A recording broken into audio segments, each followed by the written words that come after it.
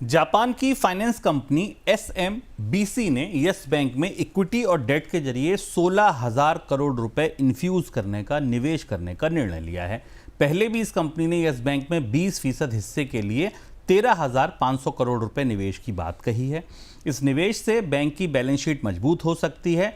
Bank के share holders ने SMBC के निवेश का जो प्रस्ताव है इसको मंजूरी भी दे दी है। सर, उद्धार हो जाएगा इस बैंक का इससे? अब तो लग रहा है उद्धार, क्योंकि सुमितोमो बैंक के साथ पहले से बात चल रही थी, हाँ ना हाँ इनकार के साथ था, क्योंकि इस बैंक का एक दौर था, इस बैंक को बेल आउट करना पड़ा था और सरकारी बैंकों ने कंसोर्टियम बनाकर इस बैंक को बेल आउट किया था। उन बैंकों को इससे बाहर निकलना है और उस हिस्सेदारी को बेचने के लिए लंबे समय से इस बात की कोशिश चल रही थी कि इस बैंक में किसी का निवेश आ जाए। तो 2 किश्तों में निवेश आ रहा है। पहले किश्त में 20% इक्विटी जाएगी, दूसरा जो 16,000 करोड़ का करीब 1.83 बिलियन डॉलर का निवेश आ रहा है।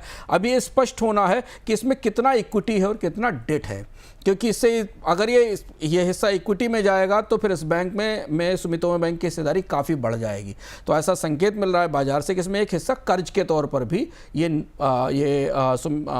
जापान का बैंक इस बैंक को दे सकता है। और लेकिन अब इस बैंक की आर्थिक स्थिति को मजबूत करने के लिए ये फंड पर्याप्त हैं और इसलिए हमने स्टॉक मार्केट में भी इस बैंक के शेयर में ठीक ठाक रिकवरी देखी है। सरकार ने कपास के ड्यूटी फ्री इंपोर्ट की जो म्याद है उसे 3 महीने बढ़ा दिया है। पहले सितंबर तक थी, अब इसको बढ़ाकर दिसंबर के अंत तक कर दिया, यानी कि दिसंबर के अंत तक अब इंपोर्ट होता रहेगा। सरकार के इस कदम से ये कदम ऐसे समय में लिया है जब कपास की कीमतें घट सकती हैं। क्यों? क्योंकि इसी समय किसान मंडियों में अपना कपास बेचने आते हैं। अक्टूबर से दिसंबर ये पूरे साल का सबसे महत्वपूर्ण समय होता है जब आवक मंडियों में आती है कपास की। सर, सब कुछ पता है, उसके बाद भी ये फैसला सरकार को क्यों लेना पड़ा? ये फैसला वास्तविकताओं से थोड़ा असंगत है, कंट्राडिक्टरी फैसला है, पर इसके पीछे की एक अपनी राजनीति है।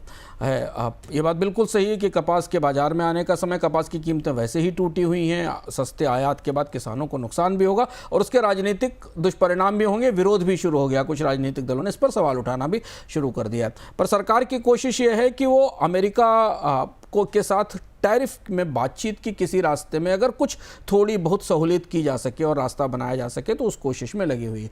कहा यह जा रहा है कि भारतीय कंपनियों को, जो कपड़ा निर्यातक कंपनियां हैं जिन पर टैरिफ का बुरा असर हुआ है, उन्हें मदद देने के लिए ये ड्यूटी कम की गई ताकि उनको मिलने वाला कपास सस्ता हो सके। पर भारत की कोशिश ये है कि अगर अमेरिका को मनाने के लिए किसी और को और इस तरीके के प्रयासों की ज़रूरत है तो उन्हें कर लिया जाए।